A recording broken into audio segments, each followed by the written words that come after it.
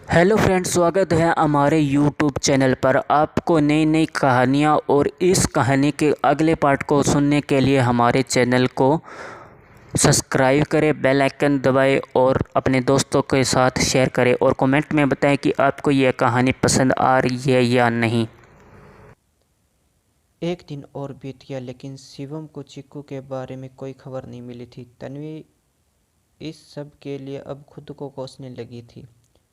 तो शिवम ने उसे समझाया कि वो ज़्यादा स्ट्रेस ना ले, जल्दी ही चिक्कू उसके सामने होगी। इधर वेद जानना चाहता था कि उसके पिता की शिवम से क्या दुश्मनी है, इसलिए वो उसके आगे पीछे घूम रहा था। लेकिन धनराज ने कुछ नहीं बताया और उससे उसकी पढ़ाई पर ध्यान देने के लिए कहा। रात ने वेद चिक्कू के पास आया, जिससे एक अलग कमरे में ठहराया गया था। चिक्कू आराम कर रही थी कि वेद के आने से उसकी आंखें खुली तो वेद उससे घूरते हुए बोला, तुम ही बताओ पापा की क्या दुश्मनी है तुमसे, जो वो तुम्हें लेकर आए हैं और इतनी सलीके से रख भी रहे हैं।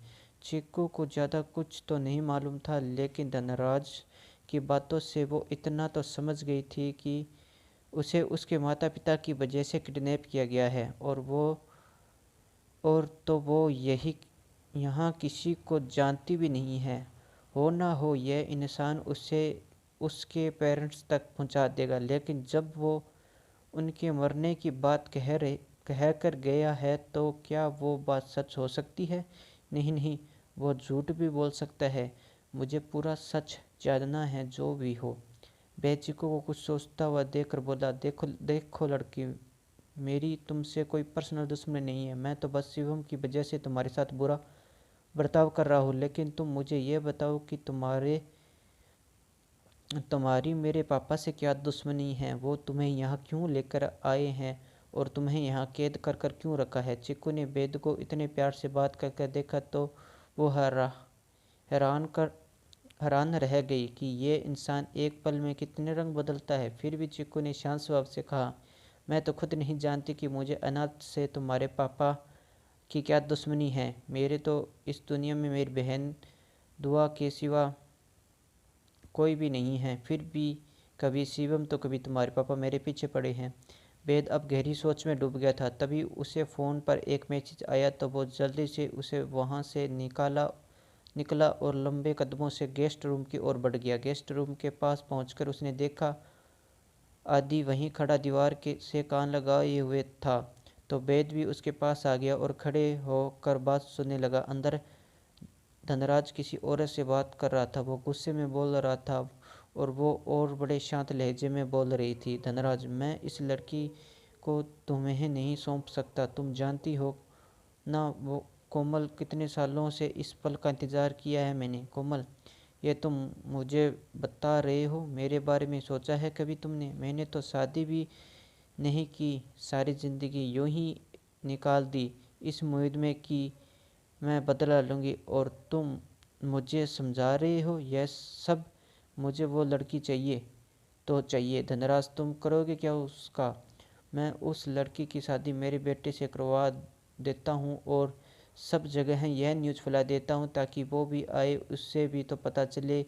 तो वो ज़रूर आएंगे कोमल, और इससे क्या होगा, हमारा बदला पूरा थोड़ी हो जाएगा। मैं उसकी लड़की को यहाँ से इतनी दूर ले जाऊँगी कि वो कभी अपने माँ बाप से मिल ही नहीं पाएगी। तुम ये सब करोगे तो वो आकर उसे ले जाएंगे। और मत भूलो, उस लड़की की शादी हो चुकी है शिवम मेहता से। वो भी उस लड़की की तलाश कर रहा है। हमारे बारे में शिवम सब कुछ जानता है उस लड़की के बारे में। इसलिए मेरी बात मानो और मुझे उसे यहाँ से ले जाने दो। धनराज ने कुछ देर सोचा, फिर बोला, मैं तुम्हें बताता हूँ कि क्या करना है। धनराज कोमल के ठीक पास बैठा और धीरे से कुछ समझाया। फिर बोला, इससे हमें रजत और खुशी सिंगानियाँ भी मिल जाएंगे और हमारा काम भी पूरा हो जाएगा। वेद और आदि ने बहुत कोशिश की उनके बीच की बात सुनने की, लेकिन वो कुछ नहीं सुन पाए। लेकिन रजत और खुशी सिंगानिया उन्हें बहुत अच्छे से सुन लिया था। अब उनको ढूंढने के लिए दो नाम मिल चुके थे। वेद और आदि वहाँ से चले गए तो धनराज ने कोमल से कहा, अब तुम आराम करो, सफ़र से थक गई होगी। मैं सब संभाल लूँगा। कोमल ने गर्दन हिलाई और चली गई। वेद अब फिर से चिक्कू के पास आया और बोला, सुनो, तुम रजत सिंघानिया को जानती हो? चिक्कू ने कुछ पल के लिए सोचा, फिर झट से बोली, नहीं, मैं नहीं जानती। वेद अब वही रहे सोफे पर बैठ गया और अपने फ़ोन से रजत सिंघानिया सर्च करने लगा। तभी आदि भी वहाँ आ गया और वेद के कंधे पर हाथ रखकर उसके पास बैठते हुए बोला, मुझे पता था कि तू यहीं मिलेगा मुझे। वेद ने जैसे ही गूगल पर रजत सिंघानिया डाला, रजत के बहुत सारे फ़ोटो आ गए और साथ ही उसके बारे में भी बहुत कुछ आने लगा। वेद और आदि ने एक दूसरे को हैरान होकर देखा और फिर से फ़ोन में देखने लगे। चीकू दोनों की एक्टिविटी को देख रही थी और जानने की कोशिश कर रही थी कि आखिरकार उन दोनों के बीच चल क्या रहा है। तभी आदि ने वेद से कहा, एक बार खुशी सिंघानिया और सर्च कर। वेद ने सर्च किया लेकिन खुशी सिंघानिया के बारे में कुछ नहीं आया। तो वेद ने चीकू की ओर देखकर कहा, अच्छा, तुम किसी खुशी सिंघानिया को जानती हो? चीकू ने नाम में गर्दन हिलाते हुए कहा, क्या तुम मुझे बता सकती हो कि तुम मुझसे यह सवाल क्यों कर रहे हो? वेद ने नाम में गर्दन हिला दी तो चीकू ने मुँह बना लिया। कुछ देर बाद रूप चीकू के कमरे में आई। उसने चीकू को देखा। वो कुछ कहने को हुई थी कि उसे वेद और आदि दिखाई दिए तो वो चुप हो गई। अब रूप चीकू के कमरे की सफाई करने लगी और धीरे से चीकू से बोली, तुम्हारी चोट कैसी है? तुम ठीक हो ना? चीकू ने हल्की सी मुस्कुरा कर गर्दन हिलाते हुए वेद रूप को घूरने लगा, लेकिन कुछ नहीं बोला। कुछ देर बाद दोनों लड़के उठकर वहाँ से चले गए। उनके जाते ही रूप अपना काम छोड़कर जल्दी से चीकू के पास आई और अपने पास से कुछ निकाल कर चीकू को दिखाते हुए बोली, ये देखो चीकू, ये देख। रूप उसे न्यूज़पेपर दिखा रही थी जिसमें फ्रंट पेज पर उसका और शिवम का फोटो था और उसके लापता होने की खबर थी। साथ ही साथ बताने वाले का इनाम भी लिखा गया था। चीकू ने रूप की ओर थोड़े डर से देखा तो रूप बोली, नहीं नहीं, मुझे इनाम की कोई दरकार नहीं है। मैं चाहती हूँ कि तुम सही सलामत अपने पति के पास चली जाओ और वैसे तुम दोनों की जोड़ी बहुत अच्छी है। चीकू ने रूप को न्यूज़पेपर वापस देते हुए कहा, मुझे नहीं जाना उसके पास, मैं यहीं रहना चाहती हूँ। रूप, हैं, ये क्या कह रही हो तुम क्या तुम तुम्हारे पति के साथ खुश नहीं हो?